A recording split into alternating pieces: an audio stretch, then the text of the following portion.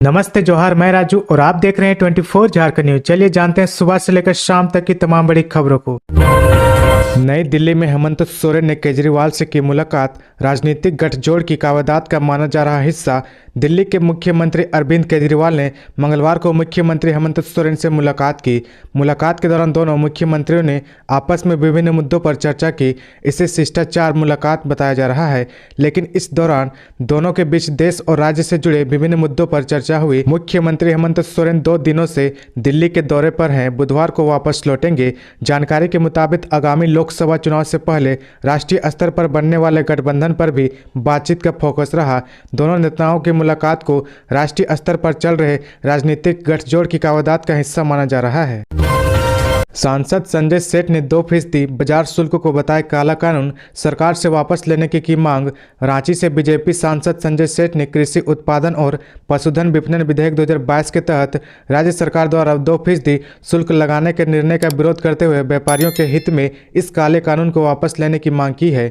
सांसद श्री सेठ ने कहा कि पूर्व की भाजपा सरकार ने व्यापारियों की सुविधा को ध्यान में रखते हुए कृषि शुल्क हटा दिया था। इससे व्यापार में बढ़ोतरी हुई और कारोबार भी बढ़ा। वर्तमान सरकार फिर से 2% बाजार शुल्क लगाने का निर्णय लिया है। इससे कारोबारियों के साथ साथ आम लोगों को भी महंगाई झेलनी पड़ेगी। हेमंत सरकार गिराने के मामले में ईडी की पूछताछ में राजेश कच्छप ने इरफान के बयान को दोहराया। हेमंत सोरेन के नेतृत्व वाली महागठबंधन सरकार को गिराने का षड्यंत्र रचने के मामले में जांच कर रही ईडी ने मंगलवार को विधायक राजेश कच्छप से करीब 9 घंटे तक पूछताछ की। राजेश कच्छप ने ईडी को बताया कि बीते साल 30 जुलाई को कोलकाता में 49 लाख रुपए के साथ उन्हें और उनके 2 साथी विधायकों को गलत सूचना के आधार पर पकड़ा गया था। उस 49 लाख रुपए में उनके रुपए भी थे। उनका खनन का कारोबार है और उसी कारोबार में राशि मिली थी जिसे लेकर वे कोलकाता गए थे। वे इससे संबंधित दस्तावेज ईडी को सौंप देंगे। एक दिन पहले ईडी ने विधायक इरफान अंसारी से पूछताछ की। राजेश कच्छप ने भी ईडी की पूछताछ में इरफान अंसारी के बयान को ही दोहराया है। उन्होंने कहा कि उसे षड्यंत्र के तहत फंसाया गया है। सरकार गिराने का षड्यंत्र उन लोगों ने कभी नहीं रचा। बाबूलाल ने लगाए गंभीर आरोप। मनरेगा की 28,000 योजनाओं में वित्तीय अनियमितताओं की शिकायतें।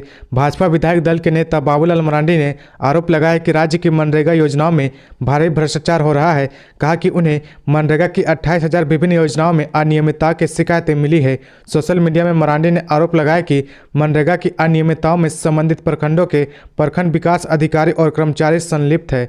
अब तो स्थिति यह भी है कि इस योजना में काम करने वाले मजदूरों की संख्या 8 लाख से घटकर 3.5 लाख रह गई है। मजदूरों की कमी के कारण योजनाएं प्रभावित हो रही है।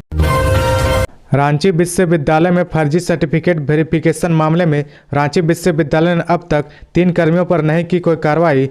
रांची यूनिवर्सिटी के 3 कर्मचारियों पर फर्जी सर्टिफिकेट मामले में संलिप्त होने के आरोप लगे थे। इस मामले की जांच कर रहे सीबीआई ने रांची विश्वविद्यालय प्रशासन को पत्र लिखकर कार्रवाई करने के लिए कहा था, लेकिन 2 साल बाद भी इस मामले में एक्शन नहीं लिया गया। इस मामले में पीपीके कॉलेज बुंडू के कर्मचारी विद्याभूषण शुक्ला, घनश्याम महतो और रांची यूनिवर्सिटी मुख्यालय में कार्यरत अब्दुल बारी के नाम शामिल है। सोमवार को यह मामला अचानक सतह पर आ गया है। आगे बढ़ने से पहले अगर अभी तक आपने इस चैनल को सब्सक्राइब नहीं किया तो प्लीज सब्सक्राइब कर ले, जिससे आपको झारखंड की हर छोटी से बड़ी खबर की अपडेट आप तक पहुंचता रहे। 9वीं की छात्रा का शिक्षक से गंदी बात का ऑडियो वायरल। गुस्साए ग्रामीणों ने स्कूल में लगाया ताला।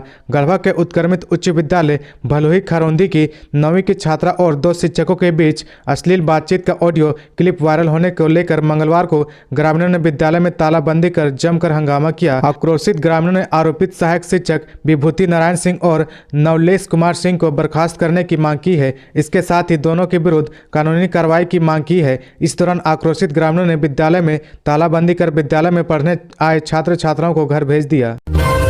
8वीं से 10वीं तक के छात्रों को एक साथ मिलेगी साइकिल। विभाग ने शुरू की प्रक्रिया। सब कुछ ठीक रहा तो इस साल 8वीं से 10वीं कक्षा के सभी विद्यार्थियों को एक साथ साइकिल मिल सकेगी। अनुसूचित जाति, जनजाति, अल्पसंख्यक एवं पिछड़ा वर्ग कल्याण विभाग के मंत्री चंपई सोरेन ने टेंडर की शर्तों में संशोधन कर सहमति देते हुए प्रक्रिया शुरू करने की अनुमति प्रदान कर दी है। इसके बाद विभाग ने मंगलवार को इसकी प्रक्रिया भी शुरू कर दी है। विभाग ने कक्षा 8 से 10वीं तक के विद्यार्थियों को साइकिल देने का निर्णय लिया। साइकिल की खरीद पीएल खाते में जमा राशि से की जाएगी।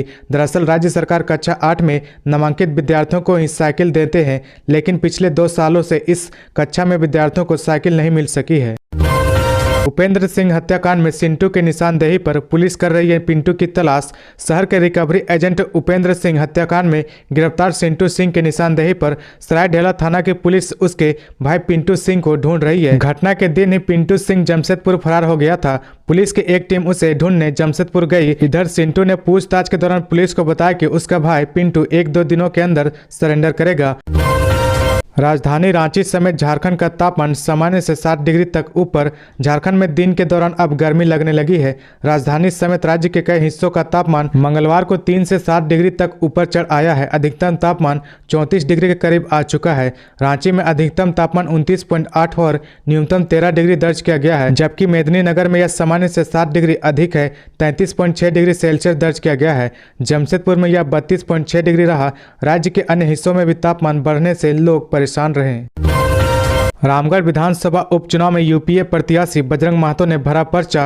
रामगढ़ विधानसभा उपचुनाव में कांग्रेस के प्रत्याशी बजरंग महतो ने मंगलवार को नामांकन दाखिल किया। नामांकन के बाद महागठबंधन के द्वारा संयुक्त रूप से एक चुनावी सभा का आयोजन प्रखंड मुख्यालय रामगढ़ के मध्य विद्यालय परिसर के समीप किया गया। सभा को संबोधित करते हुए कांग्रेस के प्रदेश प्रभारी अविनाश पांडे ने कहा कि रामगढ़ विधानसभा उपचुनाव में न्याय व अन्याय के बीच न्याय दिलाने की लड़ाई है। रामगढ़ की जनता जानती है कि किस षड्यंत्र के बाद जनता को चुनाव में जाना पड़ा है। जिस प्रकार महागठबंधन की एकजुटता व आशीर्वाद नामांकन में देखने को मिला है, परिणाम यूपीए के पक्ष में होगा। बजरंग महतो की जीत को लेकर कोई शक नहीं है। जनता अनचाहा उपचुनाव की जिम्मेदारी को जानती है, जो परिणाम में दिखेगा। रिम्स की छात्राओं की बढ़ेगी सुरक्षा, जगह जगह तैनात होंगे सुरक्षाकर्मी। रिम्स हॉस्टल में सोमवार को देर रात 2017 बैच की इंटर्न छात्रा के साथ छेड़छाड़ की घटना हुई थी। इंटर्न जब लेबर रूम से देर रात हॉस्टल की तरफ जा रही थी, तभी 2 बाइक सवार युवकों ने उनसे छेड़छाड़ और अभद्र टिप्पणी की। शोर मचाने के बाद वे फरार हो गए, जिसके बाद हॉस्टल की करीब 60 छात्राओं ने इमरजेंसी के पास धरना दे दिया था। 2 घंटे तक इमरजेंसी में इलाज प्रभावित हो गया था। काफी समझाने के बाद देर रात 3 बजे के करीब छात्राएं के हॉस्टल को लौटी, जिसके बाद मंगलवार को रिम्स प्रबंधन ने छात्राओं की सुरक्षा बढ़ाने के लिए कई निर्णय लिए गए हैं।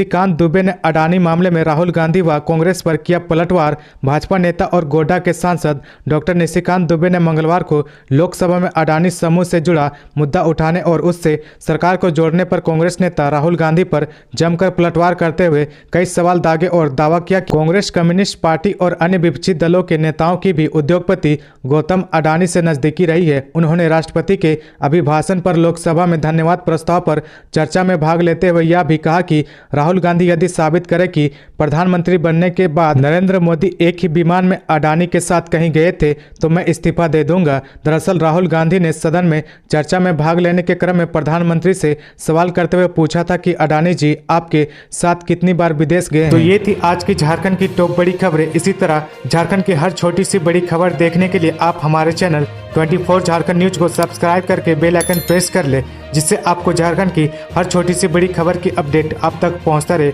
तो आज के लिए बस इतना ही। हमें दीजिए इजाजत, फिर मिलते हैं नेक्स्ट न्यूज में।